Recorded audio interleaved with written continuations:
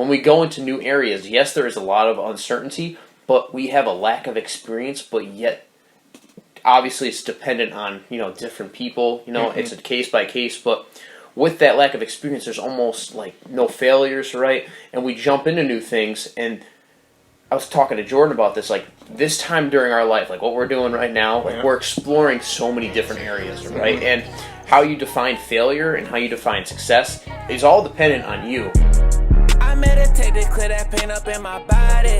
I wanna go somewhere where that sunlight be shining. This life a journey, I need someone to remind me. This life a journey, I need someone to remind me. Ladies and gentlemen, I'm your host, Cal, and we are back with the third episode of the Conscious Cast. We've gotten some good feedback so far. My boy Cole's been plugging it. And honestly, like these types of discussions have been great because we've learned a lot. We were comparing different perspectives. We're synthesizing information, and it's honestly a great process that I love. And we're here to talk about some profound shit, all right? Indeed. My man Cole, what is the topic for today? Ambition and failure. Okay, gotcha. And it's very important.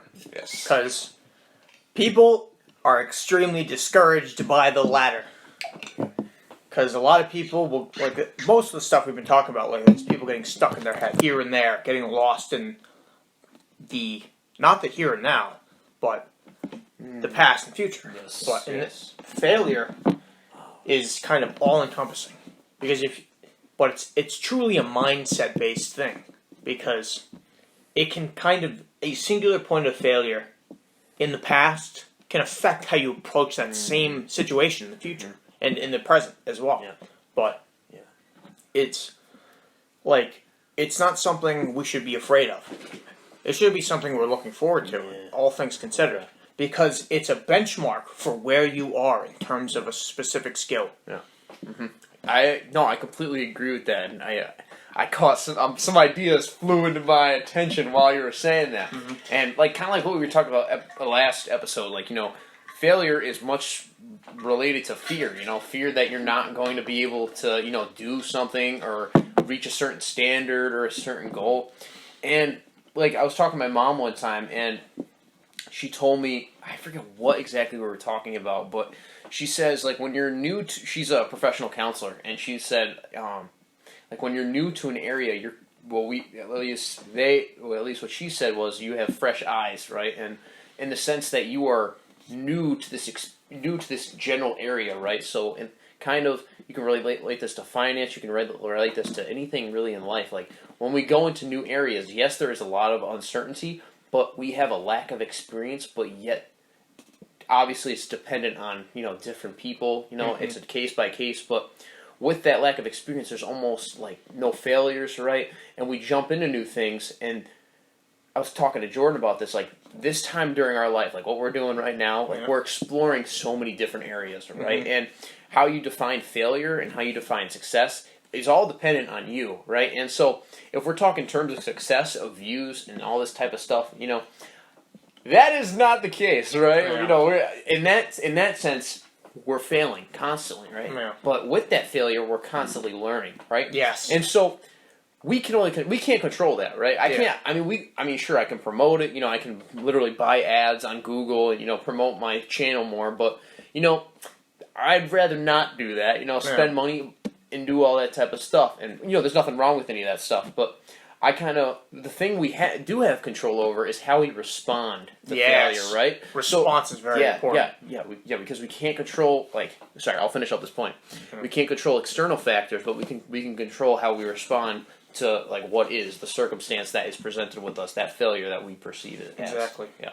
And the thing is, going back to the whole fresh eyes thing, and the failure in relation to a lack of experience, from a martial artist perspective, that is everything. Yeah. Because you are going to get your ass kicked every time you try a new art. Every single time. You will suck. Yeah. But you need to, quote David Goggins, you need to embrace the suck. Okay. Gotcha. Because perseverance is a lot of martial arts. Mm-hmm. Because if you know you're going in sucking ass, you will, and you keep going. Yeah. That's you getting better. Yeah. you start picking up on people's habits, Yeah. and you start perfecting your technique.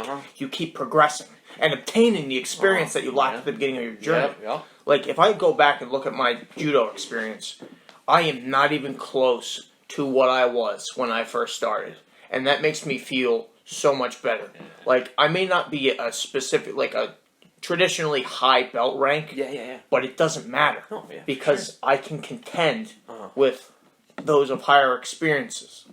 And that's a lot of in part due to my sensei. Like, getting through failure also is very important to the people you have around you. Your environment. Exactly. But it's also like, you know, the people around you can kind of cater your experience. Like, my sensei has helped, like, literally crafted my fighting style. Because he's like, here, he can look at my strengths from an outside perspective that I couldn't even dream of, like, because he has all the experience and an outside perspective from watching me fight. And it's like, he can tell me, like, hey, these are the throws you should be doing. These are the combinations you should be trying. These are your strengths. Don't worry about, like, see your strengths and what will work for you and remove the weaknesses from there. Don't try something that would work for something else. And a lot of people will look at someone else. A lot of people, in terms of, like, the sport environment, they have the pro player in mind. And they assume they kind of equate failure with, like, that mindset and that example.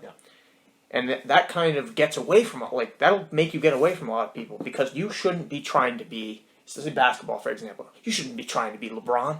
You shouldn't be trying to be MJ or, like, Scottie Pippen. It's unrealistic. You gotta be you. Because a lot of the stuff those guys are doing isn't going to work for you. And when you fail and you compare yourself to those legends, you're going to be disappointed every time.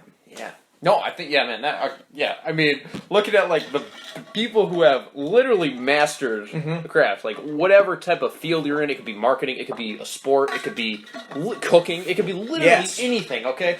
And, like, when you make these comparisons, you kind of feel like less than, right? Because you're not like doing what they're doing. You're like, dude, I'm not waking up at 4 a.m, grinding for 6 hours, going to school, work, you know, and like, to be fair, for some people that really, really works, and like failing time in and time out again, kind of like you said earlier, like, I'm not going to say exactly how you said it, but I think we are the masterpiece and the work in progress at the same time, right? Bingo. Yes. So, in the sense that, like, okay, we take away all comparison, right? Okay, and we take away that standard of what you're striving for. Like, once again, there's nothing wrong with striving for a standard, a goal. Like, you want to be the best type of martial artist you can, best type of basketball player, best cooker possible, right?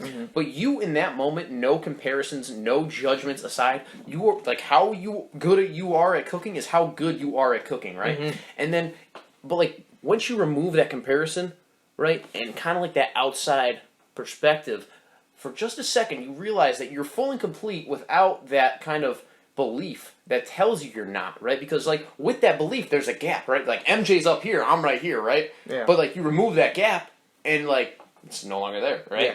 It's just you. It's like, here's where I am. Where can I improve? Not in comparison to the masters. Now, don't get me wrong. There is much you can learn. Of course, Like, in terms of technique, you can watch those who do it better. But you can't.